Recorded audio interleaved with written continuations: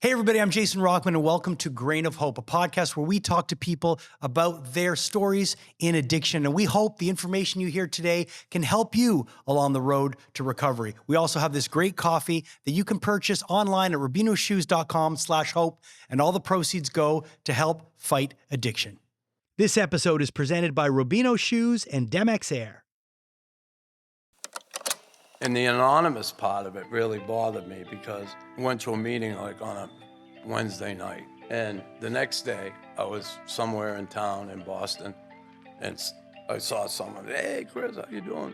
Good, good. Oh, my friend saw you last night down the meeting in Situate. And I'm like, this is bullshit. People are talking about me. You know, it's supposed to be anonymous. It's not anonymous.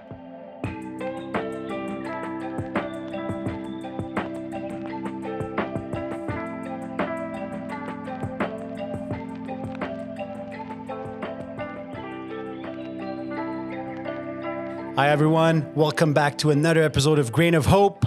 I am joined by my good friend here, Jason Rockman. How's it going, man? Doing great. I'm very excited because we've got a pretty legendary dude with us. I know, right? We are joined by a true Montreal Canadian legend, the man that's terrified opponents for literally 14 years in the NHL. You thought he was a fighter on the ice, but his fights or his battles off the ice have been really awesome. I don't know if that's all I could say it. Welcome in our podcast, Chris. Yeah, thanks for having me. Good to be here. Chris Knuckles, right? Good to be alive. Chris Knuckles Nilan. It's Good funny to be alive. It's funny when you walk in, and I've known you because we worked together at one point in the same building. And if you know Chris, you know that Chris is a really lighthearted, really kind guy. But if you don't know him and you walk into a room, man, I can see people are a little fucking intimidated. Wow. You know you have that presence. It's right? funny, in that environment, work environment, my whole life's been locker rooms and on the ice. And in that environment where we worked, in that building, I used to come in the building, park my car, get on the elevator, go up, and go right in the studio. Yeah. And a lot of time for small talk. Yeah, well, I didn't want to get around small talking and that whole office thing. I just wanted to avoid all that because I didn't want any problems. Nowadays, you say anything that can be conceived as, someone can perceive it as something that offends them or something like that. I just didn't want any part of that. So like I said, I would get on that elevator, go up to I forget even what floor it was, third floor, and then go in the studio, do the show, and right back on the elevator, in the car, and gone. So, I just wanted to avoid all that stuff in the office small talk. So, yeah, and I guess I have that presence, but again, I'm really available to people when they stop me anywhere here in Montreal. Often people see me at the grocery store or on the street. On the way here, I stopped to grab some water at the gas station, and there was a guy named Rick there, and he was pumping gas, and he saw me walking, and he went, Chris, oh my God, you don't know what a big fan I am. And, I talked to him for about 5 minutes. I always keep little 3x5 pictures in my glove box in case someone wants an autograph, and I signed an autograph for him. And people love that. Yeah, they do. And they love that you give them the time of day. And honestly, who am I not to give somebody some of my time when they stop you and inquire? And, I think it's important to connect with people. And certainly living here in Montreal, I get the opportunity to do that almost every day. But it shows the kind of man you are, because we invited you to come and speak about recovery, and you've accepted right away. And I'm sure you've talked about it so many other times, because you are a personality, a TV personality. You are on the radio. You have your own podcast. We wanted to really talk about your road to recovery. And this is what really intrigues me, is how it all started back in Boston. It was a really tough upbringing. I think you've seen a lot of things around. When was the first time you actually were exposed to any sort of alcohol or drug? I was a young kid, I remember as a kid, the parties at my house, my aunts, uncles, everybody be there. I remember my Uncle Ed used to drink Manhattans out of glasses like this, right? And he used to stick his finger in and put it in my mouth, right? I was just a kid. A lot of families do that. Family parties, they have the little baby there, and kid goes. Anyway, I recall that, and then certainly growing up and hanging around with my friends on the street corner, started probably drinking. I remember the first time I drank, I was with a good friend, Bob Moritz, and we were down at his parents' place in Cape Cod. And we broke in the shed and found some beer, and we split a six-pack to us. I threw up, woke up. I was like crazy first time I drank. And then growing up in that environment, a lot of other kids hanging around the street corner Friday night, Saturday night. Everybody drank beers and smoked pot, and weed was big back in the day. I hated marijuana.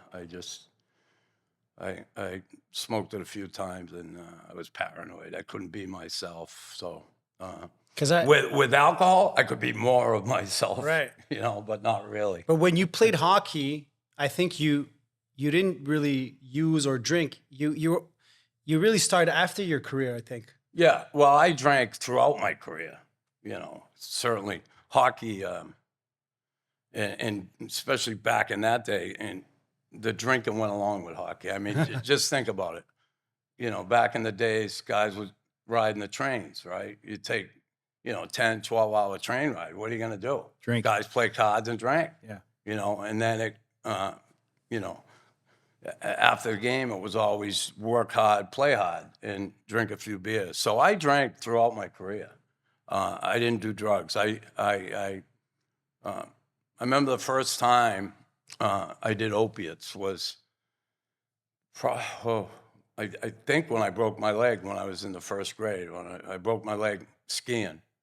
And I remember it was a compound fracture, so they had to keep me overnight because there was no doctor that could set it on call that night. And my parents had to leave me in the hospital overnight. And I know they gave me something for the pain because I remember it. And then another knee surgery when I was in high school. I was on Demerol in the hospital, and I remember the feeling. I remember I liked it. And then, throughout my career, I didn't take drugs until I broke my arm. I got traded, and I didn't continue to take them, but I broke my arm here in Montreal. I was playing for the Rangers, and I was going the net, and I tripped over Patrick Waugh's pad, and I went head first into the net, and I put my arm up to protect my head, and I snapped my ulnar bone.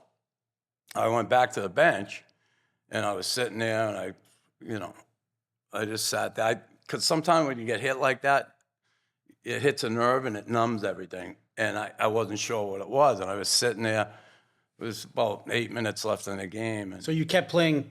yeah, well, I played another shift, but I had to come off. And when I came off, I was sitting there, and Swedish player, teammate, Jan Eriksson, said, "Knuckles, you're turning green." And I said, "What?" He said, "You're turning green and jello." Jan Eriksson, it was funny. I'm there, really? I'm sitting there, and then all of a sudden I felt sick, and I threw up. And there was like 2 minutes left, and I just sat there until game was over, and I went off the ice, and then, they had to cut my equipment. I couldn't even, then it hit me, Yeah. From the swelling. Yeah, so the they adrenaline cut everything coming off down and me, everything, yeah. And that night, they wanted to set it that night and put a cast on it, but I would have had to stay here in Montreal. And I wanted to fly back with the team, so they just wrapped it with an ace bandage, and they gave me Percocet for the pain. And that's the first and only time I took them during my career. It was after my career where it became more intense and a problem. One of the common things you hear with pro athletes is exactly that. A lot of the time their gateway to any kind of drug, they would be drinkers, but their gateway to drugs was always through pain medication because they had no choice. They just were living with so much pain from their, from putting their bodies through all that wear and tear. Do you really believe that that was your case? Like that was the thing that opened up the doors to drugs for you? Well, yeah, I mean, to some extent. I've had so many surgeries. I've had over 30 surgeries on my body. 12, 12 on my right knee. And the 12, the last two, I had a knee replacement, and I got an infection, and I ended up having to go back in the hospital and get opened up again and cleaned out, and then so those two, and then I had all sorts of other stuff, surgeries like crazy. One on my left knee pretty good. I had 5 on my ankle. My left ankle, I got screws. I've had it fused. Hand surgeries. I almost got my finger bit off back in the day. I got infected. Wow. I've had 3 major infections, staph infections that were just brutal. My knee, my left ankle, and when I got my fingers bit in a fight on the street. So you didn't only fight on the ice? Yeah, well, yeah. Where do you think I learned? On the streets. On the mean streets of Boston, or? Yeah, that's where I learned to fight. I mean, So that was your couldn't upbringing. We couldn't fight on the ice back in Boston. So, I but played how was it at college. home? Was it? I guess it wasn't encouraged, or What like do you your mean? parents My were? parents? Were your parents? Well, my like, dad was a military man. My dad was a Green Beret, and he was tough. He certainly instilled in me some values that I carry with me till today. And one of those things, my dad was always for the underdog. He was always the type of guy that did not want you to think you were better than anybody else. To think, like I remember he told me, when you go out the front door, you better, keep your head up and be able to handle yourself, because people are going to try and get over on you. They're going to try and take advantage of you, and you allow it to happen. It's going to happen. And also, he said, I remember when I was going to high school, he told me, I don't ever want someone from that school to call me and say that you were picking on some kid Right. in school or treating some kid in a negative way, or, you're going to have to answer to me. And if so happen you see someone getting picked on or bullied in school, you better stick up for them. And then if I get a call from the school, I don't give a shit. But I would expect you to be able to, stand up for kids who have a difficult time standing up for themselves. And I carried that with me through my life, from hanging around the street corner with my friends to being there for my friend to my days in the NHL. was there ever like any fear? Because you seem like you were fearless and tough as nail. Oh, But there's always fear. Fear is it's a great motivator. There are 3 things that happen with fear, right? Fear, you either freeze up and don't do anything. You turn and run from it, or you stand up to it. And it's not always easy to do, and a lot of people have a difficult time to kind of push themselves in the direction of doing that. A lot of people choose to run from it, or they freeze up and just don't know what to do. I choose the route of standing up for myself and other people. I've always done that, and I always will. I don't think that'll ever change in me. It's been instilled in me. Like I said, I've seen my dad in situations. I remember as a kid, a bunch of kids come by my house, kick the barrels over, about 5 of them, drunk. And my father went out there, grabbed the kid, and dragged him up the street, made him pick up everything he kicked over. Then another night, a bunch of kids came by and were screaming at my sister, saying, Susan Island, you suck, you bitch, you this, that. Some bad things were said. So my father said, Susan, who's that? She said, I don't know, some kids from school. He said, come on, put her in the car, caught up to them up the street, and they got out and said, all right, who got something to say now? You got something? And the girl started mouthing off. My father said, shut her up.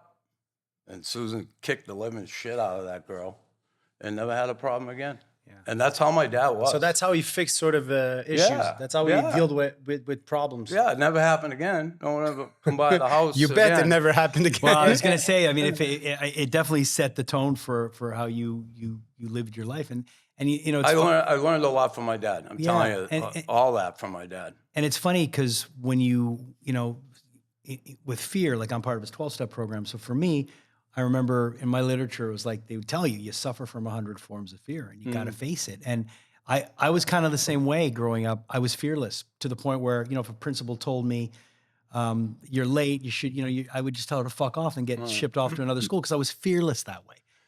Yeah, see, I don't look at me as being fearless because there is fear. Oh yeah, definitely. I'm not fearless at all. Right. I just am able to walk through it, right, and deal with it instead of run from it or freeze up from it. So I don't look at that as fearless because I do have it. Like when I played hockey, you know, you're playing in Boston. They got 4 or 5 guys on the team that you know are tough and can fight, and you're in that locker room, and your teammates certainly. You look around, you know the guys who are, scared, nervous. It's not a friendly environment. It's a hostile environment. And I would often feel the same, but I couldn't show it because, you know, they're going to say, if Chris is scared, you know. What should we do? Yeah, What's like, going to really? happen? So I would never show it. And then when I get on the ice, I do something about it.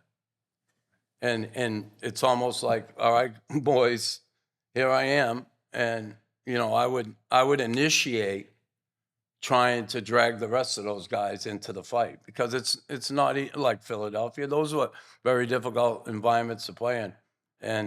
And if you allow the aggression and that fear to come through and you don't do something about it, you're not going to have a chance to win the hockey game. Yeah, so you kind of had to find a way to harness it, and use it as fuel.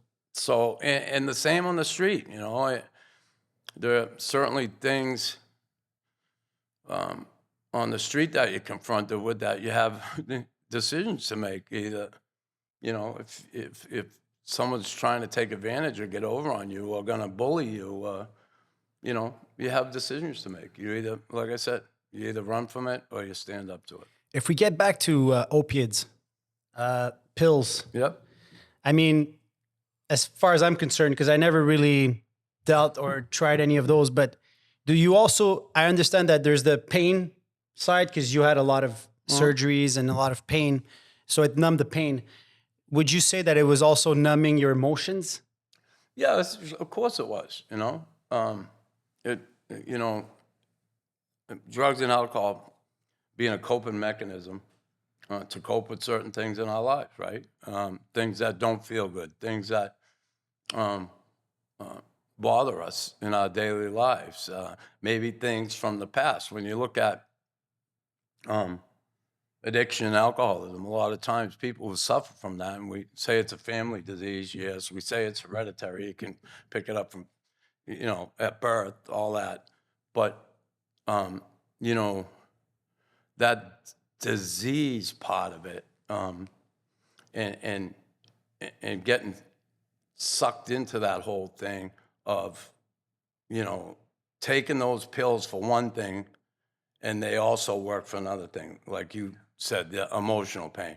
And you look at addiction, where a lot of people who suffer from addiction and alcoholism, in a lot of cases I've seen or heard and been around people, they've suffered different traumas in their life, childhood trauma, adult trauma, PTSD, whatever. And when something doesn't feel good, right, you want to do something about it. You want to mask it, or you want to bury it? You want to bury it, you want to numb it. So in a lot of cases, you see that childhood trauma, or whether it's sexual whether it's physical trauma, emotional trauma. People carry that with them and they don't understand it. And it rears its ugly head at some point in your adult life. And when it does, you know, do you deal with it in a healthy way? Because a lot of people don't know how to deal with it in a healthy way. They need help to do that. And that stigma of, you know, asking for help, you know, admitting that there's something wrong is something that a lot of people have a hard time getting through. Do you remember when it stopped working for you?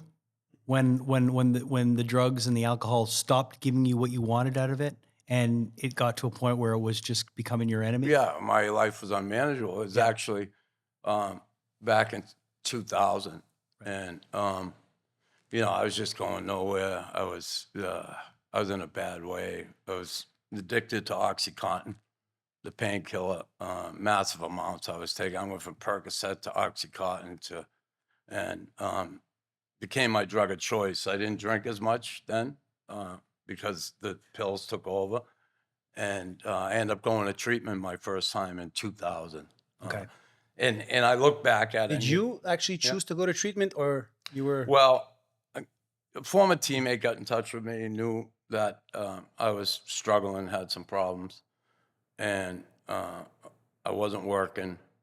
And he gave me a phone number of someone in the substance abuse and behavioral health program in the NHL. Right. His name was Dan Cronin. He gave me Dan's number. And I remember calling Dan, talking to him. He ended up meeting me, and we ended up going, he ended up sending me to a therapist around Boston. And, you know, I went there 2 times, but second time I was like in a ball on the floor crying, you know. So you And- hit sort of rock bottom. Yeah, I hit that. Well, it wasn't quite rock bottom yet, but it was my bottom at that point. And I ended up getting on a plane the next day and going to treatment for 3 months. Is that the first time you were faced with recovery, 12-step meetings? First time. Yeah. First time. First, I went out to California, went to treatment. I was medically detoxed and ended up, you know, going to my first meeting, and was actually in Malibu on Saturday night. And How did it feel, that first sort of it was meeting? odd. It was weird. I was like, what is this? And then I met someone from Boston that I knew that works in that Hollywood industry out there. A guy that I had known from back home, and it made me feel more at ease. Sure. Yeah. That first time, and yeah, that was the first time. And Is it tough for a guy like you to ask for help? yeah, I mean, it was. There's no question about it. Even to this day, I mean, depending on the situation, I always think I can deal with it myself. Yeah. Yeah. You know, Yeah. and I often can, Yeah. but there are things that are above my pay grade that that I need help with, and I'm not afraid today to ask for help. Where there were times, certainly back in the day, I would never think of asking somebody for help. Of course. I mean, it probably Right, went against everything you were taught. Yeah, it certainly did. Just but deal with it yourself. Don't show your emotion. You're a man. Don't cry. Yeah. You got to be tough. yeah, So all that those first things. treatment in the year 2000, what happened afterwards? Did you stay sober for a few Well, years? I was going to meetings, and you know, I heard "fake it till you make it," and I took that to a whole other level. It's But I true, went to though. meetings It does and I- work sometimes. It does, Yeah. but But I wasn't making it. Yeah. Like, you know, listen, I read the big book and I understood it, but I wasn't applying it. sure. And the anonymous part of it really bothered me because, you know, I've been going to a lot of meetings, and I guess I was looking for a way out when I look back at it. But I remember went to a meeting like on a Wednesday night at church down south of Boston in Situate, And the next day, I was somewhere in town in Boston, and I saw someone. Hey, Chris, how you doing? Good, good. Oh, my friend saw you last night down the meeting in Situate, and I'm like, what's it? So it gave me an out. Yeah. Sort of a And- reason not to go back. Yeah, I said, this is bullshit, you know? People are You talking know, about it's supposed to be anonymous. Yeah. It's not anonymous, and people are out there popping off. And then, you know, I lasted about just under 3 years. Okay. On the first stint. The Sobriety. first stint. Yeah, and I'll be honest with you. I went to dinner with my ex-wife, and I don't blame this on her whatsoever. But we went to dinner, and I remember we were sitting there, and she had some wine, and we were talking about my addiction and everything. And she said, you know what? Honestly, Chris, I know you had a problem with drugs, but I didn't think you had a problem with alcohol. I didn't think you were an alcoholic. Right. And I was the same when I was in treatment. You know, I always identified as a drug addict when I first went to treatment. And my counselor, Ed, would say, Chris, how come you only identify as a drug addict and not an alcoholic? I said, well, because I'm not an alcoholic, I'm a drug addict, Ed. I had planned, when I'm getting out of here, I'm going to stop the pills, but I'm still going to drink. That was my plan. Yeah. So I'm sitting with my wife, and she said the exact same thing. She said, I never thought you were an alcoholic. I thought I knew you were a drug addict, but alcoholic, no. And I'm like, okay. So she basically opened the door. Just opened it maybe I an inch. had it open.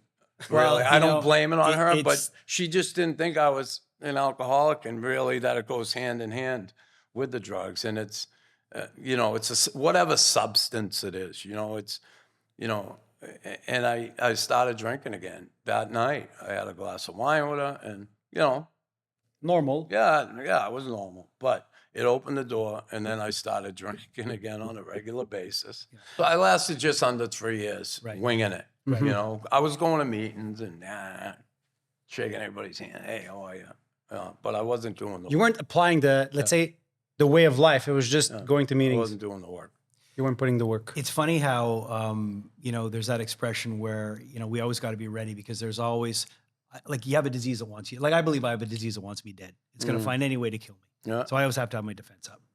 And then the ego part of us will always find an escape route, one foot out the door, like, I went to that meeting, but I didn't like that guy, or he talked about me, or I'm not really an alcoholic. I'm more of a pillhead, and that whole expression of like our diseases in the parking lot doing push-ups, waiting for us. And I do believe that. I really do believe that. So it's funny how, when you first arrive in a program, if you haven't completely surrendered, you're always going to find a way to try to weasel your way out of it.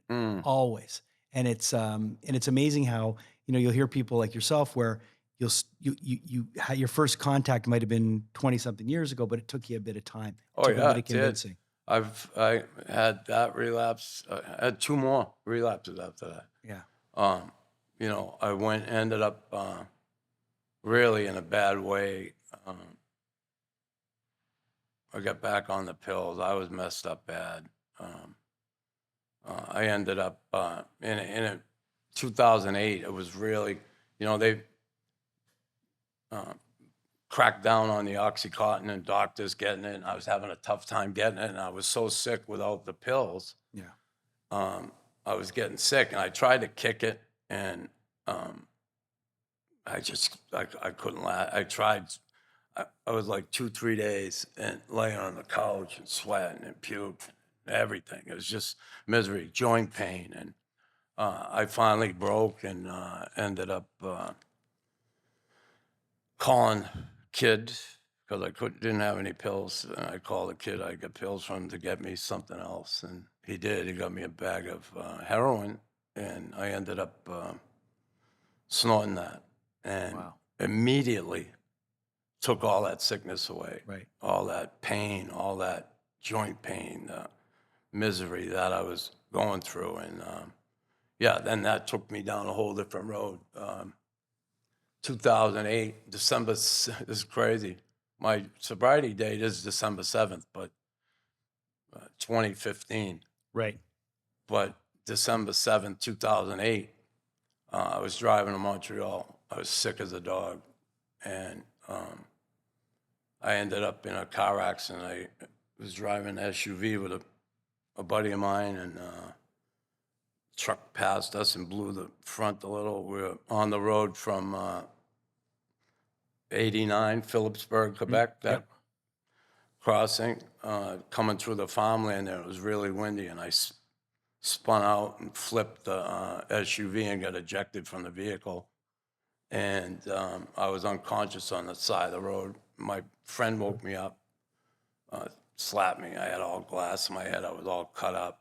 And he dislocated his shoulder. And when the car flipped, I went into him and crushed the whole thing in the middle, the box in the middle. Yeah.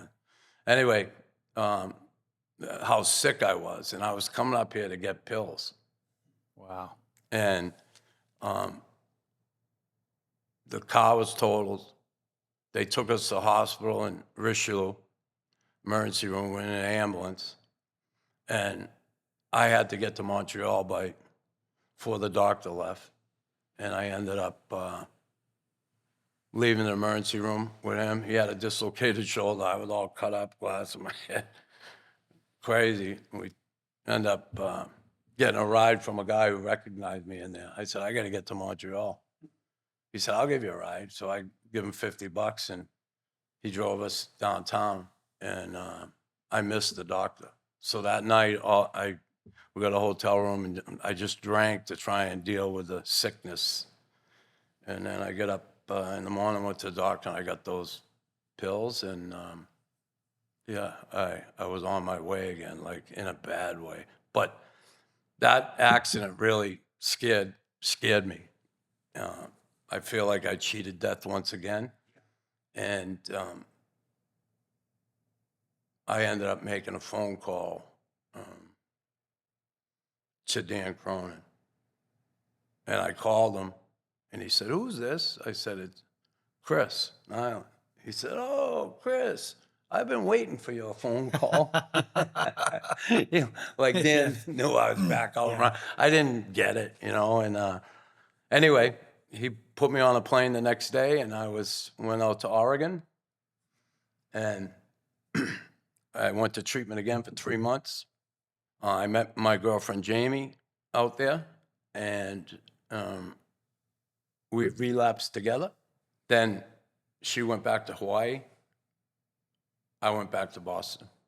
We had lived there for a while after I was out of treatment, and I ended up going back to Boston. She went back to Hawaii, got well again, and I was struggling still. She would call me and, what the hell are you doing? You got to get your life together. We'll never have a chance unless you get cleaned up. And I was living in a hotel, living bad, and, I had a bad overdose.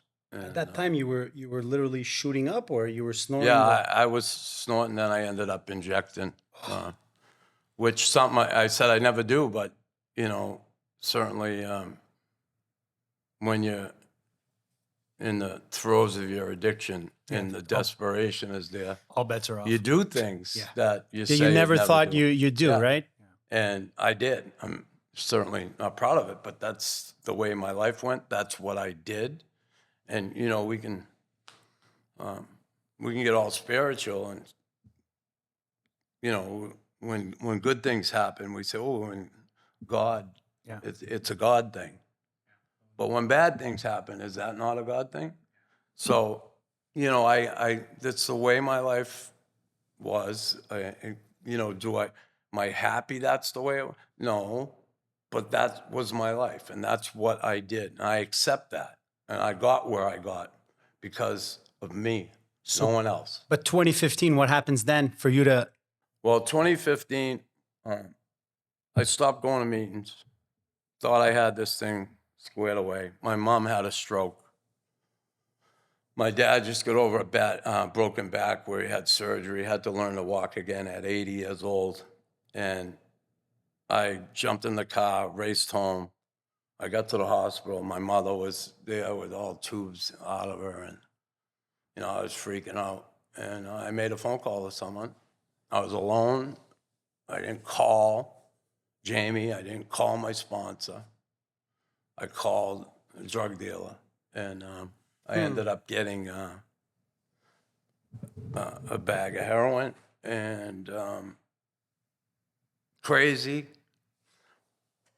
how one decision can just do you in. And what happened, I met him in the parking lot of the hospital, and I was gonna snort a line of that heroin. And when I got the bag, I almost went to my car and did it in my car. It was cold out. It was December 6th.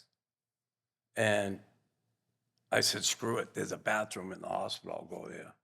Because it's warm in there and I don't have to. So I went in the bathroom. And my niece was there with my dad in the room with my mother. And I did what I did in the bathroom. And after I snorted that line, I don't remember anything. And apparently, I snorted, I walked back and sat down in the room. And then I went.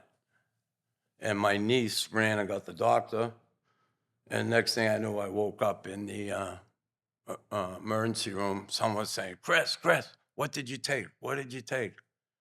And I woke up like this with all lights on me. I'm like, Yeah. Where the hell am I? And apparently it was laced with fentanyl. And, you know, and again, that's another thing. When, you know, when we get well and then we go back and you do the same amount that you did when you were at the height of your addiction, Yeah, it's a whole it different. can be deadly. And it was in my case. So I was brought back and, So thank God you were in the hospital. yeah, thank God I was. Thank God I wasn't in my car. You didn't go back to your car. I didn't go to my car because I would have been, You wouldn't be dead. here to tell the tale. I wouldn't. And that, like the car accident, really kind of shook put me you, on right? it shook me to the core. And, you know, that I think my most difficult part, certainly my father seeing that, my mother being in the state she was in, how difficult it was on my dad. And that's a selfish part of it, right? And the rest of my family. But Jamie, I was so ashamed of myself that I went and did that. And the most difficult part was telling Jamie what happened. But she was really supportive, and I got going again. I started going to meetings again. I started getting serious about it. Yeah. So you didn't go to therapy again? No, I didn't. No. Wow. Yeah. You know, after that car accident in 2008, when I was living crazy at home, Jamie actually put me on a plane, flew me to Hawaii, and I went to a addictionologist that she worked with, that she knew well, Dr. Coons. And he got me on Suboxone to detox, to get off the drugs, and I started going to meetings again. Right. So this time I came back and I jumped in head first. And for me, it's different this time. I talked to my sponsor, not every day, but I talk to him quite a bit. I go to meetings every day, but Saturday and Sunday, twice on some days, Zoom meetings. And I go to in-person meeting every. You still share, like, do you share sometimes at meetings? Yeah, I share meetings you know, Awesome. the Zoom meeting, one of the Zoom meetings I do is every morning at 7 out of Philadelphia, because I met a few guys. I do one on Wednesday evenings with former athletes. And then Monday night and Friday night, I do one out of Los Angeles with a great group of guys that I've connected. I know so many people now Well, from all over. It's so awesome. You know, like, during the pandemic, awesome. I couldn't get Yeah. I couldn't get to in-person Yeah. meetings. So I got invited to speak at a meeting in LA Yeah, on Zoom. yeah, I used to live there, so I Yeah. had connections to a lot of great meetings, especially in Santa Monica, and on the west side sobriety. yeah, And what was great about it was I looked at it as it was a chance to put together like the Avengers of sobriety. Like you Yeah. could get this guy in California and this guy in Washington, and Yeah. you could get a great group of people that you weren't limited to your surroundings or to your immediate area. So Yeah.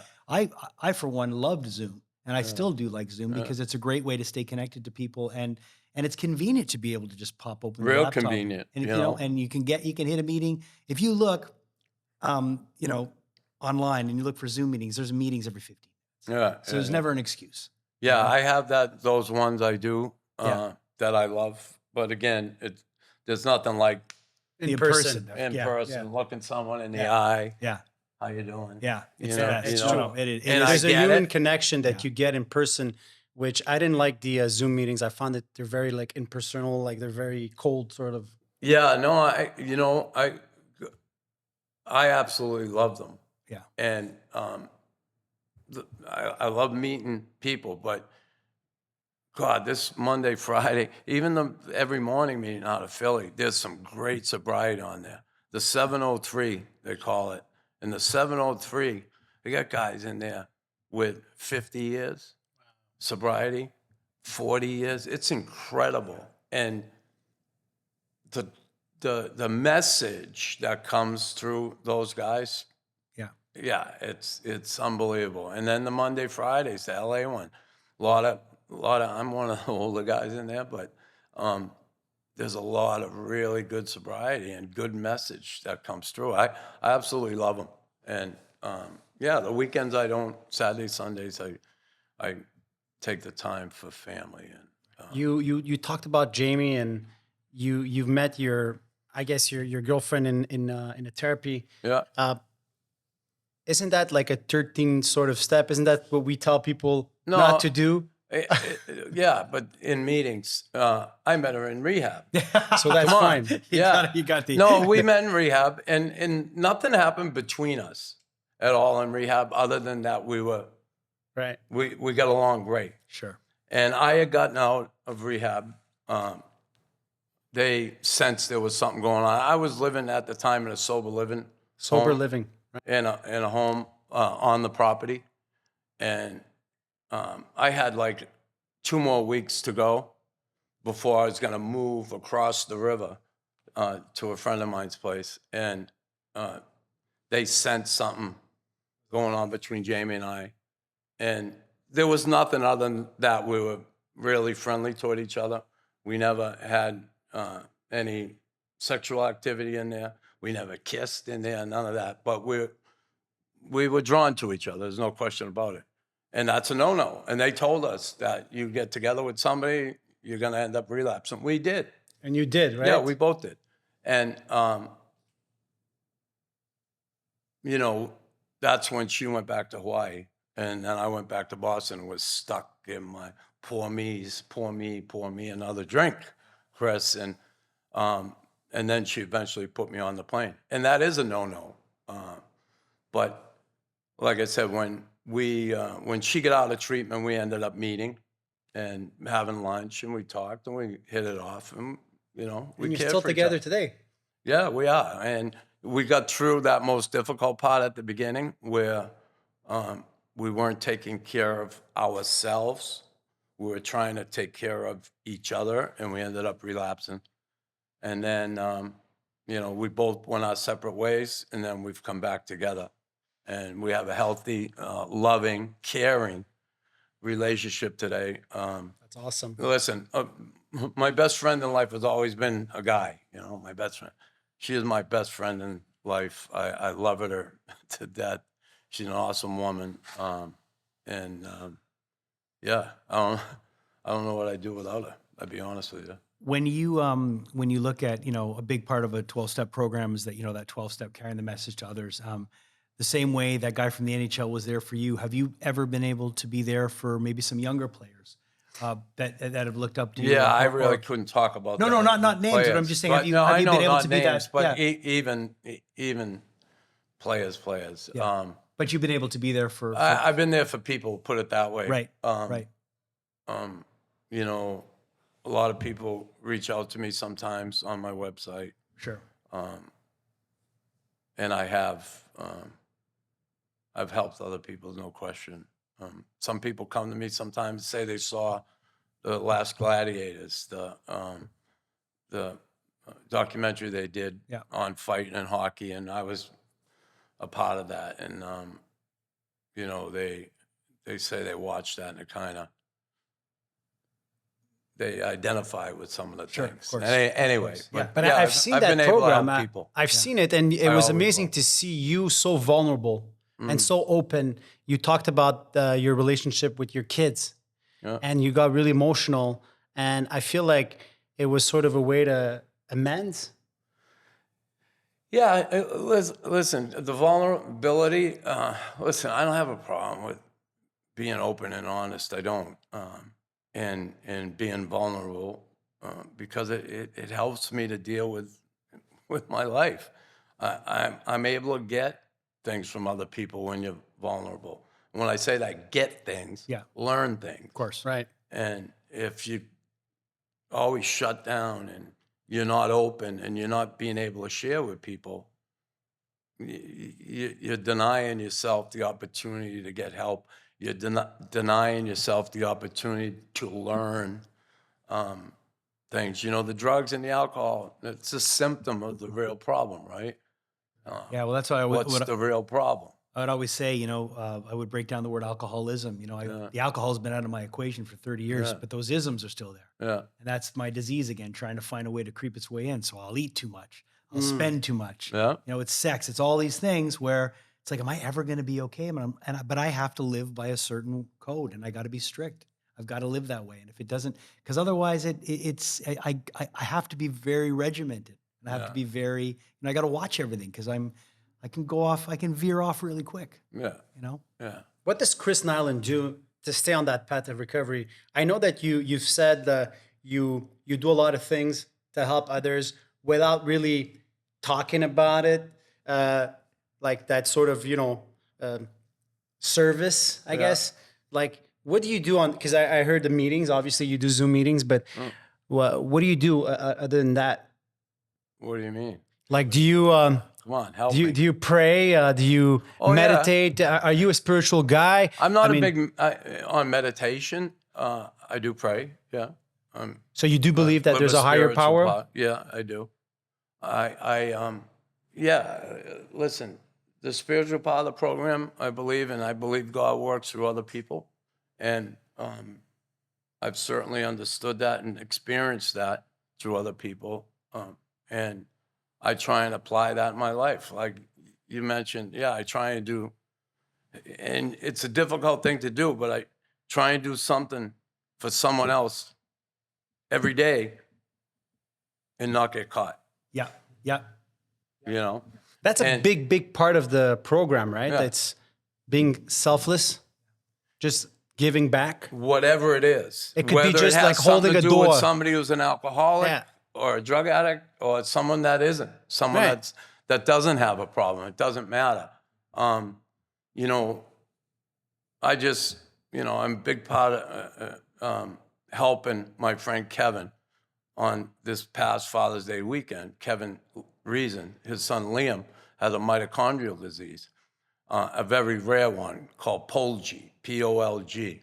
And Kevin had started the foundation to try and find a cure. And I ended up meeting Kevin, and he explained to me what was going on. And he ended up starting this foundation not only to help Liam, but other kids afflicted with this disease, terrible disease. Now, Kevin, he got a full-time job. He got 3 other kids. And Liam is a blessing, but it's also a burden in life to take care of him because he has a lot of needs. And when I met Kevin, I'm like, how does he do it? He's definitely I got to help this guy. I got to help Liam. And, I looked at it like, Kevin, if I was Kevin, I'd be taking care of my own kid. I'm not worried about these other kids. Yeah. And Kevin's flown, they found a drug in Spain, and they brought it in here on trial at the Montreal Children's Hospital. And Kevin's brought kids from Brazil, India, all over the world, China, kids from the U.S. in here. So they fly them in with their families. They stay here for a week, and they get on that drug. And it's shown a lot of promise. Liam wasn't mobile. He wasn't verbal. And he's nonverbal, and he couldn't walk. Since taking this drug, he's now able to take steps. He walks. He has some balance issues, but he can walk. And he can say a word here and there. Like he says my name, Nux. He says Nux. It's the cutest thing. But he was nonverbal before. So this medication is some promise. And when I leave here today, I'm going to do another thing for Liam today. And I'm not blowing my own horn, but what happened on the Father's Day weekend was incredible. 2 of my sober friends from Boston and 2 other guys they know got on their bikes and pedaled from Boston to Montreal. And we started a fundraiser around that, okay? And Kevin and I, Liam's dad, drove the support vehicle. I didn't pedal. Not that crazy. But we supported them. We were the Sherpas. We left Boston Friday, Father's Day weekend at 5 o'clock in the morning. And we got here on Sunday, Montreal Children's Hospital at 2 o'clock in the afternoon. And we raised $115,000 in that ride on that weekend. Now I say that, help somebody and not get caught. Sure. This is something that had to be publicized, had to be known. Of course. Today there's a lemonade stand out in St. Lazare, a friend who has publicized it. I'm going to show up there between 2 and 3, and people are coming out, and they're going to buy a very expensive glass of lemonade to give to the Liam Foundation. So all these things to help little Liam and those kids who are afflicted with the disease he has are so awesome to help them. And this goes back to, I'll tell you what it goes back to. Like sometimes you have to be public about it because I never realized that. I was coming out of the Children's Hospital one day when I was playing here with the Canadians, and I visited a girl there every week. Her name was Joyce Elliott. Joyce is deceased now. And she was bedridden. She had a trach, had to put a trach in to speak. And she absolutely adored me when I visited her. I would always bring her Garfields. She would always say, Garfield. She would talk in that Boston accent and tease me. I bought her little Garfields. I bought a Garfields big like that. She had Garfields all over her room. She was in that hospital her whole life, most of her life. Wow. And I was coming out of there one day, and I visited other kids other than Joyce. And I bumped into Red Fisher. And Red said to me, what are you doing in there? And I said, listen, I don't want this in the newspaper. I don't want anybody to know about this. I was visiting some kids that I visited. He said, that's cool. That's really nice. He said, that's admirable. But he said, what you ought to really do is make this public. Because one thing that hospital needs is money. And if you put your name on something, then just maybe you can raise some money. So that's where the idea of the golf tournament I had back when I played here came about. And we did it for 5 years and raised some good money for the hospital. Now, that's not the route I wanted to go, but because of Red, that's the route I ended up going. And I did raise money and was able to help some kids that maybe wouldn't have gotten that help without that dose. So, and that continues today. I remember going to all those hospitals here when I played, and I just realized how fortunate I was. I would look at parents with their child in a bed, whatever the disease was and what they go through. Like, I found myself being so grateful that I had 3 healthy kids, and it's because they say in the program, they often say, if you don't go to meetings, you could volunteer or you can do some other work. And I feel like that's what it gives you, that sense of, I'm so grateful for what I have, whether it's helping in like serving soup to homeless or whatever. Yeah. You're there, and then you realize that all of a sudden my life is not that bad.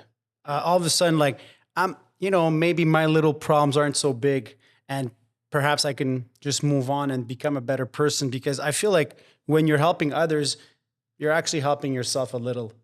Well, yeah, there's no question. Like, honestly, I to get out of oneself, you have to do something for someone else. And Well- it feels good to help other people. And if you have more of that sense of community, all of us, Yeah. we'd be a whole lot better off. But Well, that's, and that's it comes back to, practicing these principles in all our affairs. Yeah. And if you're able to do that, you really do benefit from it. And Yeah. and I imagine the time when you were spending with that kid in the hospital, whether it be an hour or a half an hour, you weren't thinking about using. You weren't thinking about anything No. but that kid. No And that's the question magic about of it. It's the magic of it. yeah, no question about it. And it feels good to help other people. And yeah, whether it's holding a door for somebody going into, grocery store, or, just being kind to other people and being nice to other people. It's a good way to live your life. So you live in Montreal now, I think. Yeah. Is there a reason why you chose this city? Well, they chose me. The city chose you. Yeah, they chose Awesome. me. That's Yeah, back in 1978 when I was drafted by the Canadians. I moved back here because I had an opportunity in the radio through Mitch Melnick and Wayne Buse, two great guys who, let's face it, when you're a drug addict and you're an alcoholic, and I get this, not many people are going to be, hey, Chris, welcome in, come and work with us. Come in. And Mitch Melnick was Is that how one you of the- feel? Is Huh? that how you feel? You think like because of your past, some doors are closed? No question about it. Really? Wow. No question about it. And I don't blame anybody for keeping that door closed because, when you think somebody on drugs and alcohol, they're alcoholic. People don't want to hire an alcoholic or a drug addict, do they? Would you? Honestly, Maybe in recovery, Yeah. but an active one? Some people don't understand addiction. They don't understand. well, they don't even know it's a disease, right? Yeah, but some people don't understand it, so they're like, ooh, let's stay away from that. Mitch Melnick was one of the guys, was the guy that was willing to step up to the plate and help me out, which was huge. And Wayne Buse followed through when I moved back. So, I remember meeting him in Montreal here. I had a meeting with him, and Mitch and Wayne, and I had left. Mitch told me afterwards, Wayne said, he'll never move back to Montreal. And I moved back. And then Wayne was like, whoop, he's here. Now we got to do it. And Wayne gave me my first opportunity when it was Team 990. And then, what happened. And But now you host your own podcast. There's the I Raw have my Knuckle own podcast. podcast, the Raw Knuckles podcast. I have a lot of former and current players on, which has been really successful. It's been good. I'm gonna introduce a new part of the podcast Oh, because I've always wanted to talk about more than just hockey, Sure. and I love it. Don't get me wrong, but we're introducing a new part of the podcast called "As Tough as They Come," and we've had 3 people already we've taped with, and I got to get a few more in the bank before I start to release. But it's people who have dealt with some serious things in life and have been able to overcome those things. Yeah.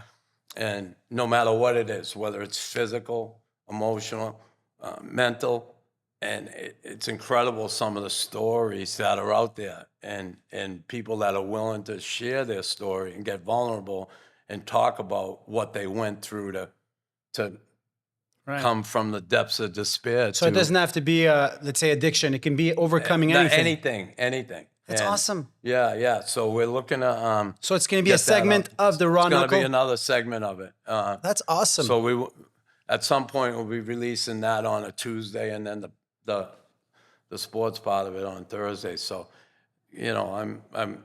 I love those stories. I love those stories. I mean, where everybody people loves have those dealt stories. Such a blow in life that yeah.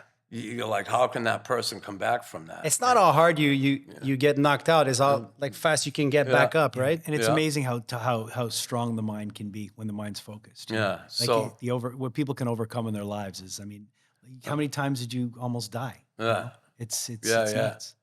yeah. I don't So want. you I don't are want a to almost miracle, die Chris. anymore. Yeah. You're the living I proof don't that wanna die. miracles do happen, I think. Yeah, I mean, you know, am I a miracle sitting here? You know, I don't know. I just know one thing. If I continued to stay sober on a daily basis, I continued to, you know, be there, not just for me, for other people around me, um, and continue to just do the right thing. Sometimes doing the right thing is difficult, believe it or not, right? And come on, I've known between right and wrong since I was a kid. But a lot of times I've chose the wrong route because Well, there's something there. that There's you some know, danger in that. There's some excitement in It's that. excitement for sure. And yeah, so just doing the next right thing. I know that's cliche, but yeah, doing that next right thing. I know between right and wrong, trying to help other people. I don't want to hurt anybody in any way. Every day I get up. I just want to be of service if I can, help someone else. And you know, I've certainly caused enough pain in my life to other people. I don't ever want to go there again. And like I say, I just try and live my life and amend my life. We make amends, living amends. You know, I'm sorry. I'm sorry. Sorry means nothing. It's showing it's it. changing. Yeah. And But what was the amending your life. hardest amend you had to do? If there was any. Certainly, I'll just say to my ex-wife, Karen, you know, I failed in my marriage. I failed her and my children. Yeah, for me, that was the most difficult, but the most gratifying. Yeah, and my family, my parents, but yeah, for my ex-wife, she's a good person. She didn't deserve what I put her through. You know, she's loving, she's caring, and she was a really good person. I didn't treat her like my best friend the way I was living my life. You know, I never laid a hand on her physically. I never did anything like that. The way I was living my life, you know, you don't do that to someone else, and I did, and that for me was the most difficult.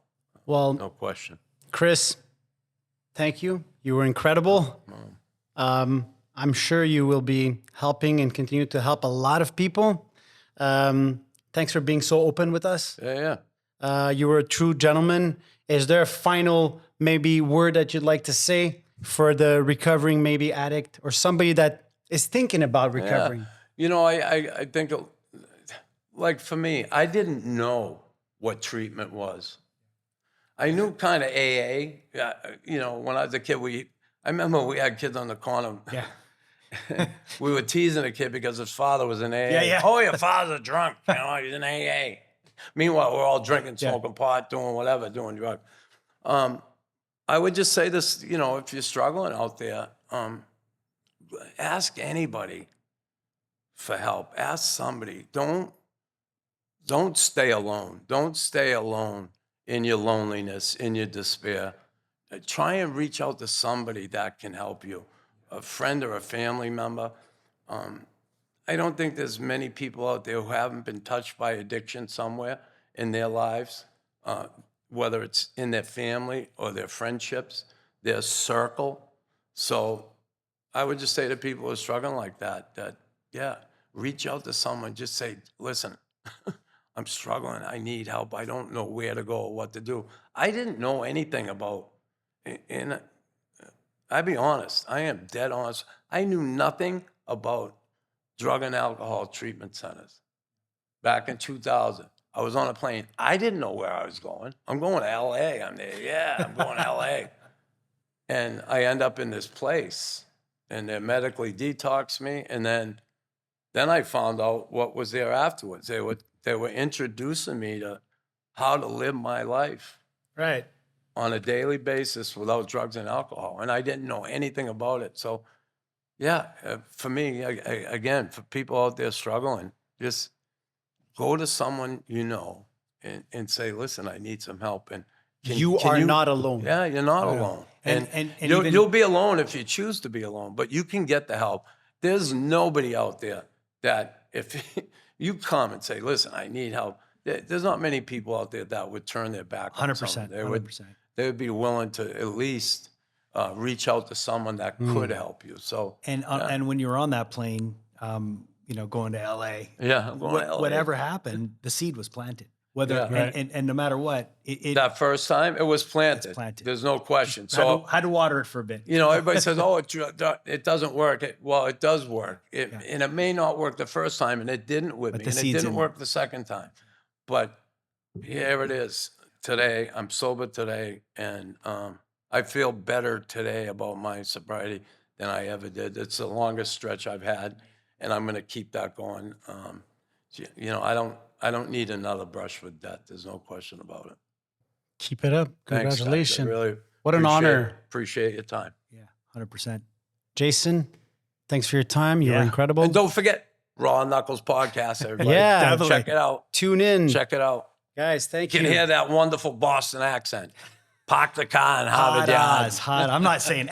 Listen, I did not Oh, want can to you say something in French? Yeah, je suis très content d'être ici avec vous, mes amis de Wow. Montréal. It's amazing how in French the R is not hard. And I'm not going to say anything else about your accent because I don't want to get punched in the face. I don't care. I No, wouldn't he's punch you in the amazing. face. Sur ces belles paroles, on these amazing words. It's a wrap, guys.